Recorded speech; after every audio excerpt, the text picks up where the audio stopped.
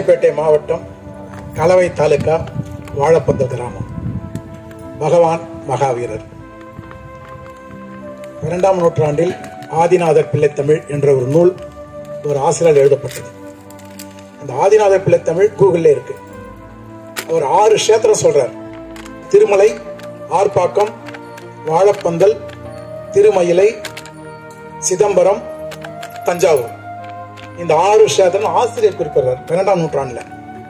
இப்ப வாழப்பந்தல் அப்ப இருக்கு. அந்த சிலையை பார்த்தா ஓரளவுக்கு இதே மாதிரி தான் இருக்கும். சில அந்த உயரம் நீளங்கள்லாம் இருக்கும்போது 800 சிலையா இருக்கும். அது 800 வருஷத்துக்கு அந்த பக்கம் தான் ஒரு சிலையெல்லாம் வரும். சுண்ணாம்பால அந்த கோயில் கட்டப்பட்டு, சுண்ணாம்பும் செங்கலம் கட்டப்பட்டு ஒரு 150 வருஷம் இருக்கு. ரோடு உயரம், சுத்தி வீடு உயரம், மழை தண்ணி உள்ள போனா 1 மாசம் தங்கிடும். உள்ள சகதி சேரும் ஆயிடும். 2014 ஆகஸ்ட் 25ஆம் தேதி அது முடிவு பண்ண செயலான 10 வருஷம் ஆச்சு. பிரிக்கும் போது கம்ப்ளீட் செங்கல், கம்ப்ளீட்டா தரமட்டமா பிரிச்சிட்டோம். இப்ப 10 அடி உயரம் எடுத்து 4 அடி இறங்கணும் முன்னாடி. இப்ப 7 படி ஏறணும். பிரிக்கும் போது செங்கல், கட்டும் போது கம்ப்ளீட் கருங்கல். பகவான் மூலவத்தில் அத்தனையும் புதுசு. ஏதாவது 1 கோடி ரூபாய் செலவு பண்ணி கட்டி முடிச்சாச்சு. ஆவணி மாசம் 1, 2, 3 இங்கிலீஷ்ல ஆகஸ்ட் 17, 18, 19 3 நாட்கள் அங்க பச்சைக்கலா நடக்க உள்ளது. நேற்று தான் முடிவாகியது. நம்ம ஜனகஞ்ச மடத்திலையும் அரகந்தி மடத்திலும் சென்று, ஊர் மக்களோடு சென்று, அண்ணனோட சென்று நேத்தான் அந்த நாட்கள் குறிக்கப்பட்டது. அனைவரும் அந்த நிகழ்வில் கலந்து கொள்ளணும். தனிப்பட்ட முறையில் நான் ஊர் மக்கள் சார்பாகவும் குழுவின் குழுவில் நாங்கள் இருப்போம், அந்த சார்பாகவும் உங்களெல்லாம் பணியுடன் கேட்டுக்கொள்கிறேன். தமிழ்நாட்டில் முதல் கோயில், பழைய கோயிலை பிரிச்சுட்டு இன்னைக்கு கற்கோயிலா கட்டின முதல் கோயில் வாழப்பந்தல். தயவு செய்து வாங்க. நன்றி.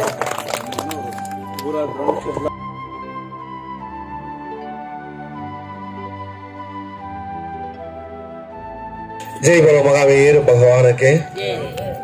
அண்மையராவர் தாமதமதன் அறிந்து உரைத்ததை பொய்யாக்கி நின்மையாகி ஞான நிகழ்ச்சிக்கு நீ விரைந்து உரைத்த தொன்மை யாரிடையே தெரிந்தார்.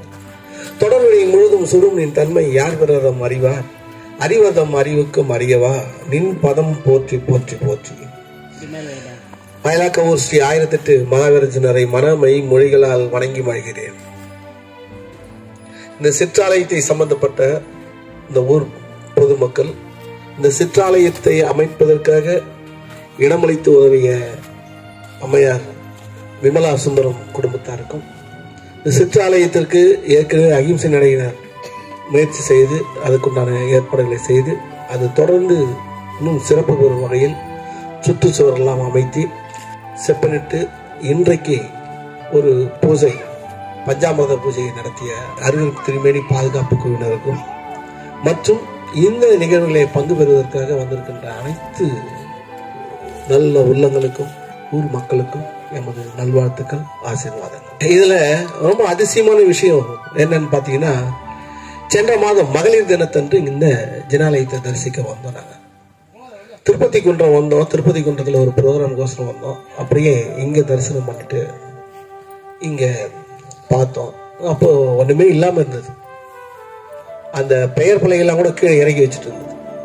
அகிம்சை நடையுடைய பெயர் பிள்ளைகள்லாம் கீழே இறங்கி பிற்பல்ல அப்படியே வச்சுட்டு இருந்து நல்ல கிணறு. இந்த மாசம் இதை போய் பண்ண போறதா சொன்னாங்களே, எப்படி பண்ணுவாங்க என்னன்னு யோசனை பண்ணி ரிஷி குரூப்லாம் பண்றதா சொன்னாங்க. இது எப்படி பண்ண முடியும், எப்படி பண்ண போறாங்க, நிறைய செலவாகுமே அப்படின்னு இது ஏற்பாடு பண்ணுமே. அப்படி ஒரு பக்கம் கிணறாக இருக்குது அப்படின்னு.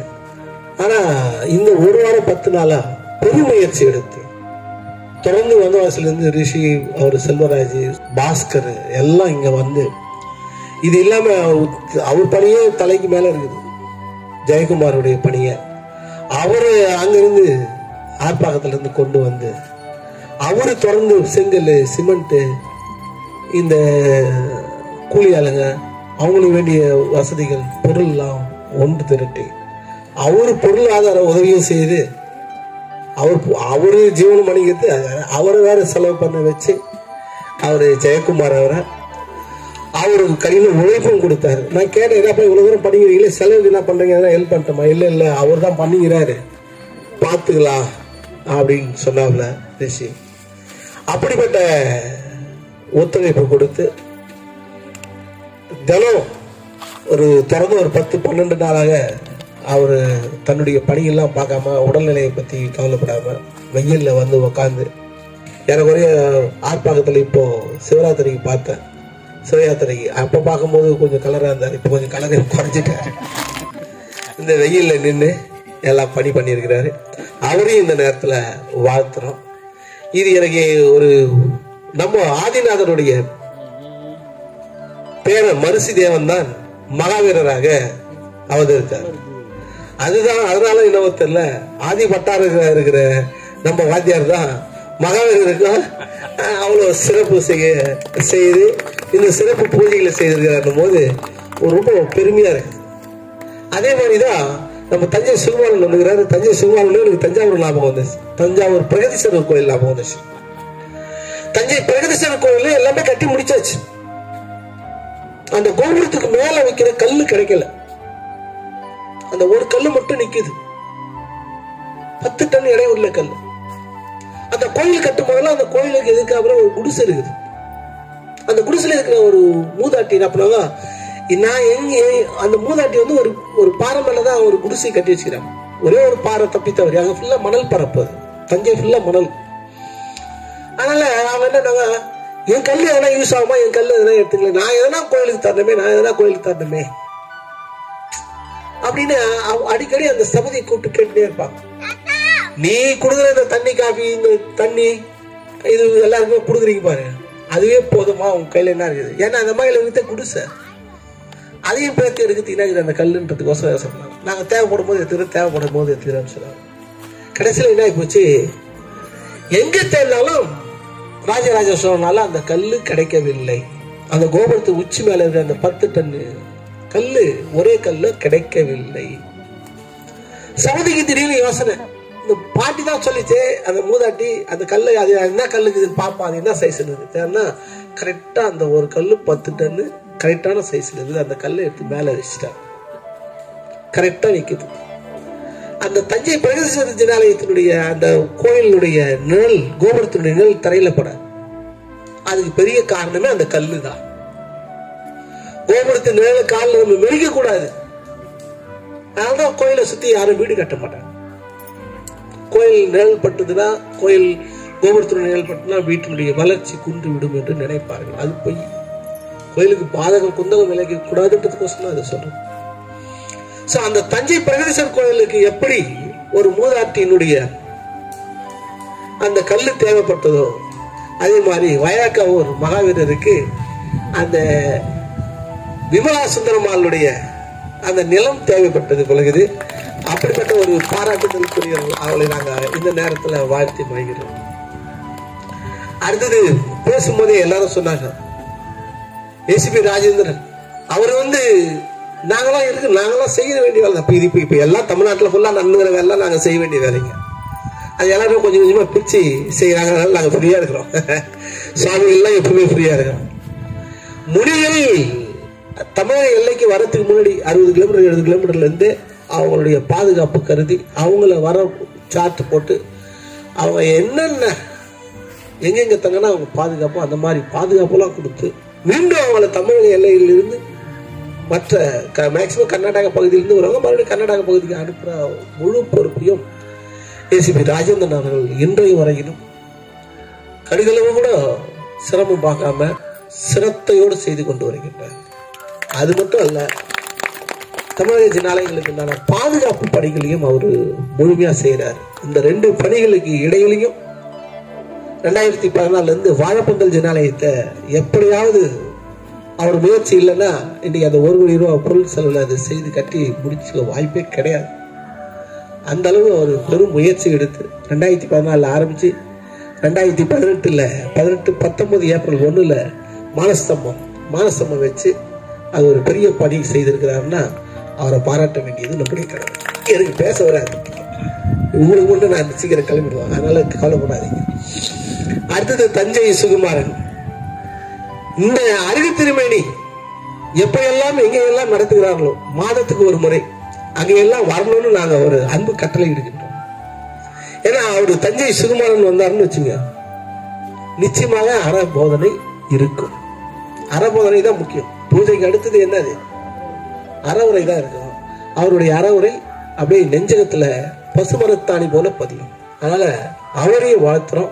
அவர் ஒவ்வொரு அருக திருமேனி பாதுகாப்பு கோவிலர் நடத்துகின்ற அருக பூஜைக்கு அவசியம் கலந்துக்கணும். அவர்களை வாழ்த்துறோம், ஆசீர்வாதம். அடுத்தது பேசும்போதே சொன்னாங்க, அவர் ஏசிபி தான் சொன்னாரு, மகளிர் இங்க அதிகமா இருக்கிறது மகளிர் தான்.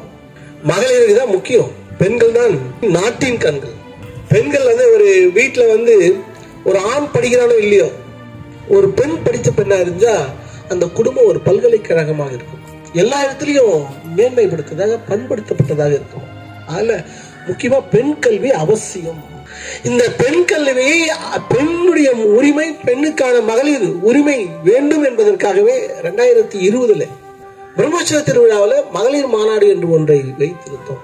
2020 பத்திரிகை பார்த்தீங்கன்னா, பிரம்மோற்சவ பத்திரிகை பார்த்தீங்கன்னா மகளிர் மாநாடு. அந்த மகளிர் மாநாட்டில் ஒருங்கிணைச்சு அந்த மகளிர் மாநாட்டை ஒன்னாக்கி அதில் தலைவர் செயலர் பொருள் தமிழ்நாட்டுக்கு ஃபுல்லா செய்து முதல் அந்த மகளிர் மாநாட்டு மூலமாக வெடால் பல்கலைக்கழகம் மீண்டும் செயல்படுத்த வேண்டும், அந்த இடத்துல மீண்டும் ஒரு பள்ளி உருவாக வேண்டும் என்றதுக்காக தான் நாங்கள் அந்த பிரம்மோற்சவ பத்திரிகையில 2020 போட்டோம். அது ஏன்னா காரணம் உங்களுக்கு தெரியும்.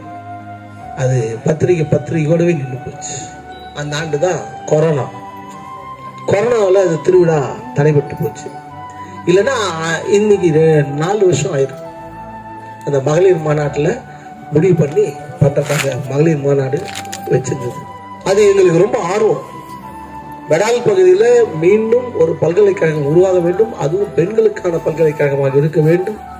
அந்த இடத்திலே ஏற்கனவே இருந்தது, அதை எந்த அளவாவது நாம் செய்தாக வேண்டும் என்ற ஒரு ஆர்வத்திலையும் உற்சாகத்திலையும் அதுக்கு எத்தனை விதத்தை எண்ணங்களால் உதவி செய்ய முடியுமோ அதுக்கு நாங்கள் தயாராக இருக்கிறோம். ஒன்று கூடுங்கள், மகளிர்கள் அதிகமாக இருக்கிறீங்க, அதுவும் அந்த பகுதியிலிருந்து தான் வந்திருக்கிறீங்க. நிறைய பேர் இன்னைக்கு அந்த பகுதியிலிருந்து தான் வந்திருக்கிறீங்க. எல்லாருமே ஆசிரியர் பணி செய்துக்கிறீங்க.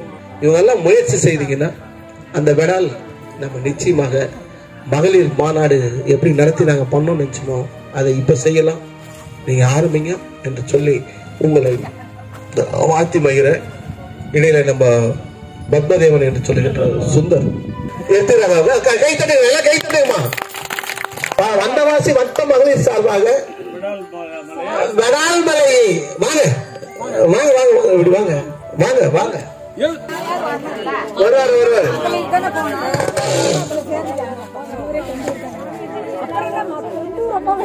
எல்லா ஊரும் அந்த வழி நடத்துறவங்க வந்தை மகளிர் மன்றத்தை புடி எல்லாரும் புடி புடி புடி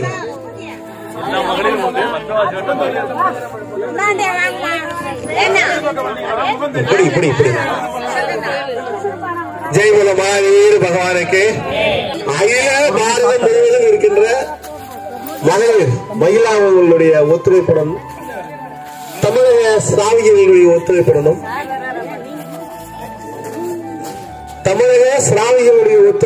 வாங்க வாங்க எல்லாரும் பிடிங்க. நீங்க புடிச்சாலும் பிடிக்காத உங்களுக்கு கைவிட போதில்ல, நீங்க தான் முன்னிக்க போறீங்க. எல்லாரும் வருவாங்க. அகில பாரத மகிழா சிரேஷ்டிகளுக்கும் தமிழக சிராவிகளுக்கும் சேர்ந்து இவங்களை எல்லாரையும் வழிநடத்துற ஒரு பொறுப்பு மகளிர் பல்கலைக்கழகம் வெடால்ல ஆரம்பிக்கிறதாக உறுதி பூண்டிருக்கிறாங்க. நம்முடைய வந்தவாசி வட்ட தமிழ் சமண மகளிர்கள் அவர்கள் இந்த நேரத்தில் நாங்கள் வாழ்த்துறோம், ஆசீர்வதிக்கின்றோம். அவருடைய எண்ணம் ஈடேற வேண்டும் என்று சொல்லி 16 செல்வங்களும் பெற்று பெருவாழ் வாழ வேண்டும் என்று சொல்லி எல்லாம் வல்ல சிவபுரிநாதரையும் மாவீரரையும் விரும்பி வாழ்த்தி அவர்களுடைய எண்ணம் போல் வெடால்ல ஒரு மகளிர் பல்கலைக்கழகம் உருவாக வேண்டும் என்று சொல்லி வாழ்த்துகிறோம். சௌபாக்கிய புண்ணிய சஞ்சித பலம், சாகித்ய சம்பத்த பலம், ரூப அலங்கத கீர்த்தி விஸ்து பலம், வித்யா சமிருத்தி பலம், லோகாச்சாரிய விவேக விஸ்துத பலம், கீர்த்தி பிரசன்னா பலம், பூயாக்த சகலாத்த சாதனா பலம், சாம்ராஜ்ய லட்சுமி பலம், சத்தர்ம ஸ்ரீ பலம், தன கனக ஐஸ்வர்ய பிரவர்த்தியசு தீர்க்க ஆயுசு மசு. வாழ்த்துக்கள், ஆசீர்வாதங்கள். நம்ம நன்றி உரை செய்யறதுக்கு முன்னாடி ஒரு 3 பேருக்கு சிறப்புரை அவங்களுக்கு இந்த சன்மானம் அவங்களுக்கு ஒரு மரியாதை செலுத்தணும். அதில் குறிப்பாக நம்ம ஆர்காக்கம் வாத்தியார் உங்களுக்கு தெரியும், எல்லாருக்கும் பழக்கமானவர். அத்தனை குலதெய்வம் நம்ம எல்லாம் அங்க போறோம். இரவு பகல் பாராமல் நமக்காக உழைக்கிறார். போன் பண்ணா எல்லாமே அவர் பாத்துக்கிறார், நல்லா செய்யறார். எல்லாரும் சந்தோஷமா இருக்கிறாங்க. எப்ப போனாலும் ஒரு 10 கார் நிக்குதுங்க. எப்ப போனாலும் அந்த ஏரியாவில் 10 கார், அவ்வளவு பேர் வராங்க அந்த இடத்துக்கு. ரொம்ப சந்தோஷம், மகிழ்ச்சி. அவருக்கு இப்போ சிறப்பு செய்யும். முகம் சொல்லிக்காம ஒரு உபாத்தியாரு நான் பார்த்திருக்கிறேன் இது வரைக்கும். அதுல நம்ம ஆட்பக்கம் திரு டி ஜெயக்குமார் அவர் தான். அதெல்லாம் எந்த நேரத்துக்கு போன் பண்ணாலும் சரி, அது எத்தனை பேர் அபிஷேகம் பண்ணாலும் சரி, பண்றதுக்கு தயார் பண்ணுவார். சிரிச்ச முகத்தால் பண்றார். தமிழ்நாட்டில் மட்டும் இல்ல, கர்நாடகாவிலும் ஆந்திராவில இருந்து அந்த ஆர்ப்பாக்கம் ஆதிப்பட்டாருக்கு நிறைய ஃபாலோவர்ஸ் இருக்கிறாங்க. நிறைய பேரு அவங்களுடைய குலதெய்வமா ஆதிப்பட்டாருக்கு இருக்காரு. 1 வருஷம் 2 வருஷம் இல்ல, 55 வருஷமாக, எத்தனை வருஷமாக? 55 வருஷமாக இந்த சேவை செய்து வருகிறார். அப்படிப்பட்டவர் நீலாயில் நிறை செல்வம் பெற்று வாழும் சொல்லி எல்லாம் வல்ல ஆதிப்பட்டார் பிரார்த்தனை செய்து அவரை வாழ்த்துறோம்.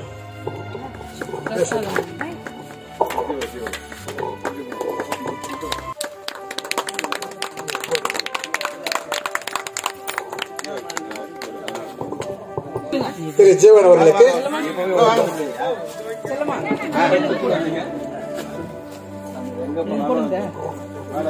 ஜீவகன் எல்லாருக்கும் தெரியும். இன்னைக்கு இணையதளத்துல வந்து அவர் நல்ல வேலை செய்வாரு, சிலையெல்லாம் போட்டுருவாரு. ஆனா ஊர் பேர் போட மாட்டாரு. ஏன்னு கேட்டா நம்மள கேட்கட்டும், அதுவோ ஒரு இன்ட்ரெஸ்ட் இருக்குதா பாக்கலாம். இப்ப வந்து மிஸ்ஸத்தை விட்டு எப்ப ஃபுல்லா ஒரு ரவுண்ட் அடிச்சு வந்தாங்க. நான் கேட்பேன், ஏங்க ஊர் பேர் தான் போடுறீங்க? எத்தனை பேர் நம்ம தெரிஞ்சுக்கிட்டு ஆவலகிறான்றது ஒரு டெஸ்ட் தான் சார் வைக்கிறேன். நிறைய பேர் கேட்கறாங்க, அதுக்கு தான் போடுவோம் ஊர் பேர் என்ற. அந்த அளவுக்கு இன்னைக்கு நிறைய செய்யறாரு அவர். அவருக்கு சால்வை அணிச்சு கௌரவிக்கிறார். திரு பரத் அவர்கள் சால்வை அணிவிக்கிறார்.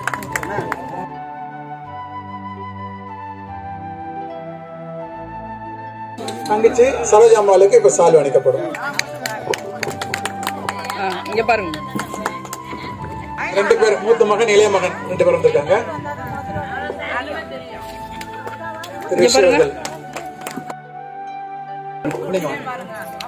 திரு தேவராஜ் அவர்களுக்கு, ஒரு நிமிஷம், திரு செல்வராஜ் அவர்கள் சாலை அணிவிக்கிறார்.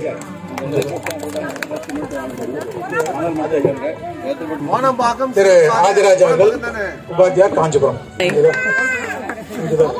இத்துடன் நிகழ்ச்சி முடிகிறது. அதற்கு முன்பாக நன்றி உரை.